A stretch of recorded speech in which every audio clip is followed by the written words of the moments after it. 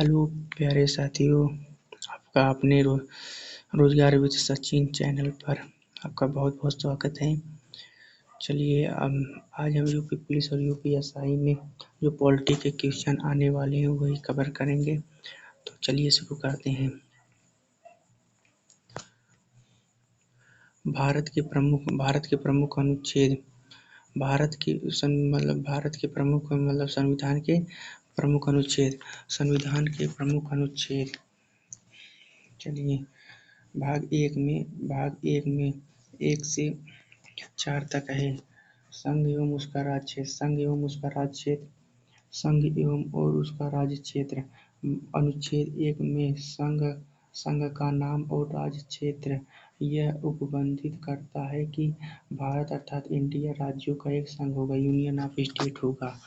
और अनुच्छेद 2 में नए राज्यों की प्रवेश या स्थापना से संबंधित है, जैसे सिक्किम को मिलाया गया था। और अनुच्छेद 3 में नए राज्यों का निर्माण और वर्तमान राज्यों के क्षेत्रों या नामों व सीमाओं में परिवर्तन से संबंधित है। अनुच्छेद 4 में नए राज्यों के प्रवेश और नए राज्यों का निर्माण साधारण बहुमत से होगा। इसमें कोई राष्ट्रपति के जैसे हस्ताक्षर की विशेष जरूरत नहीं है। अब नागरिकता भाग 2 में 5 से 11 तक नागरिकता है। भाग 2 में 5 से 11 तक नागरिकता है। अनुच्छेद 5 संसद के प्रारंभ पर नागरिकता दी जाएगी। जो संविधान के प्रारंभ में नागरिकता दी गई। जब संविधान का गठन हो रहा था, संविधान बन रहा था, तो उस समय सभी को नागरिकता दी गई थी और जो भारत में था।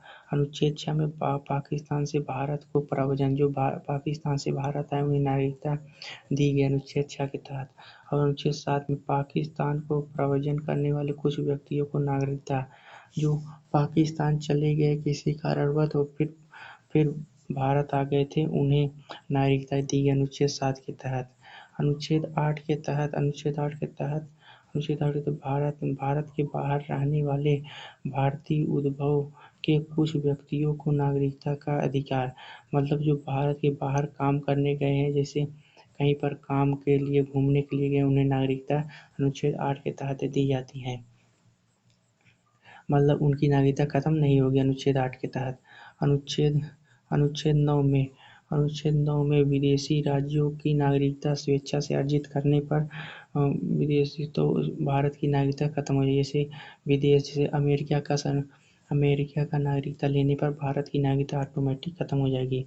अनुच्छेद 10 के तहत नागरिकता का बने रहने का अधिकार अनुच्छेद 10 के तहत है।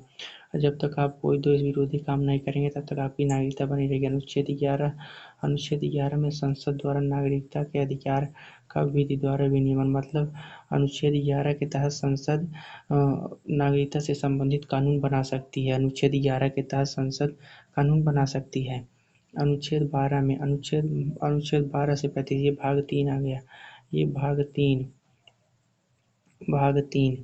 अनुच्छेद 12 में भाग 3 12 से 35 तक। अनुच्छेद 12 में भाग 3 के प्रयोजनों मतलब इसमें राज्य की परिभाषा है, इसे याद कर लीजिए। अनुच्छेद 12 में राज्य की परिभाषा है। और अनुच्छेद 13 में मूल अधिकारों का अल्पीकरण, इसमें भाग 13 में अल्पीकरण है। अगर संसद कोई ऐसा कानून बनाती है जो मूल अधिकारों का उल्लंघन करता है तो वो ऑटोमेटिक समाप्त हो जाएगी। अब आते हैं अनुच्छेद 14 में। अनुच्छेद 14,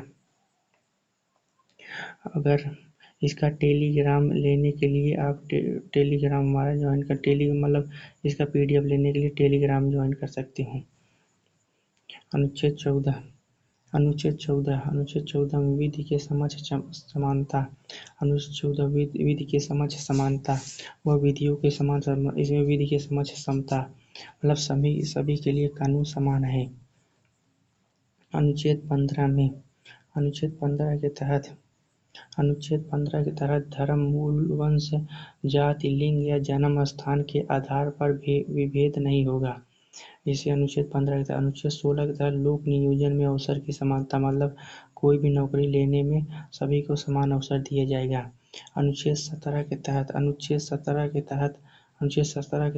अस्पृश्यता का अंत है, मतलब छुआछूत का अंत है, छुआछूत का अंत। अनुच्छेद 18 उपाधियों का अंत। अनुच्छेद 18 कोई उपाधि लेने के लिए बाहरी किसी देश का राष्ट्रपति से अनुमति लेना पड़ता है। अनुच्छेद अनुच्छेद 19 में अनुच्छेद 19 से 22 तक स्वतंत्रता का अधिकार। अनुच्छेद 19 से 22 तक स्वतंत्रता का अधिकार। अनुच्छेद 19 में वाक एवं अभिव्यक्ति की स्वतंत्रता, मतलब बोलने की स्वतंत्रता अनुच्छेद 19 के तहत दिया गया है। अनुच्छेद 20 में अनुच्छेद 20 में अपराधों के लिए दोष सिद्धि के संबंध में संरक्षण।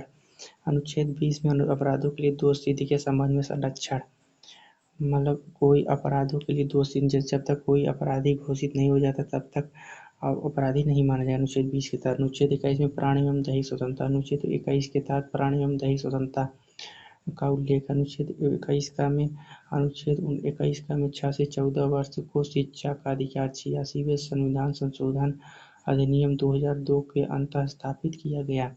अनुच्छेद 21 का में 86वां संविधान संशोधन द्वारा जोड़ा गया। अनुच्छेद 21 का में अनुच्छेद 22 में कुछ दशाओं में गिरफ्तारी और निरोध से संरक्षण। अनुच्छेद 22 में कुछ दशाओं में गिरफ्तारी निरोध से संरक्षण। अनुच्छेद इसमें शोषण के विरुद्ध अधिकार 23 से 24 तक है। 23 से 24 मानव के दुर्व्यवहार और बलात्कार का प्रतिषेध अनुच्छेद 23 में है। अनुच्छेद 24 में कारखानों आदि में बालकों के नियोजन प्रतिषेध, जैसे 14 वर्ष से कम उम्र के बच्चों को खतरनाक कारखानों में से नियोजन से संबंधित है। खतरनाक काम नहीं लगाया जा सकता। अनुच्छेद, मतलब अब ये आ गया इसमें धर्म की स्वतंत्रता से भाग, मतलब ये 4 में धर्म की स्वतंत्रता। अनुच्छेद 25 में अंतःकरण की और धर्म की अबाध रूप से मानने की स्वतंत्रता अनुच्छेद 25 के तहत है। अब अनुच्छेद 26 में धार्मिक कार्यों के प्रबंधन का अधिकार है। अनुच्छेद 27 के तहत किसी विशिष्ट धर्म की अभिवृद्धि के लिए करों के संदाय। अगर किसी विशिष्ट धर्म के लिए अगर आप धन रखे हैं तो उस पर टैक्स नहीं लेगी सरकार। अनुच्छेद 28 में कुछ दशाओं में संस्थाओं में धार्मिक शिक्षा या धार्मिक उपासना में उपस्थित होने पर स्वतंत्रता।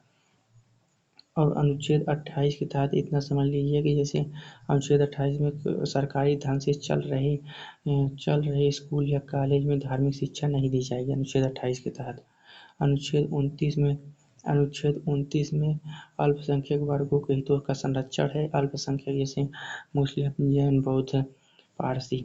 अनुच्छेद 30 के तहत शिक्षा संस्थाओं की स्थापना और प्रशासन, जैसे मदरसा और ऐसे स्थापना कर सकते हैं। अनुच्छेद 31 के तहत ये सब करते हैं। अनुच्छेद 30 के तहत मदरसा की स्थापना होती है। अनुच्छेद 31 के तहत संपत्ति का अनिवार्य से हटा दिया गया है। 44वां संविधान संशोधन 1978 के द्वारा हटा दिया गया है।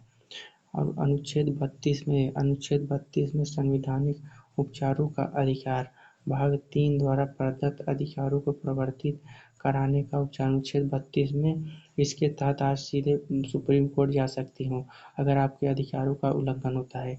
अब अगले क्लास में पूरा पॉलिटी कराएंगे। अगर वीडियो अच्छी लगे तो लाइक और सब्सक्राइब भी कर दीजिएगा। धन्यवाद।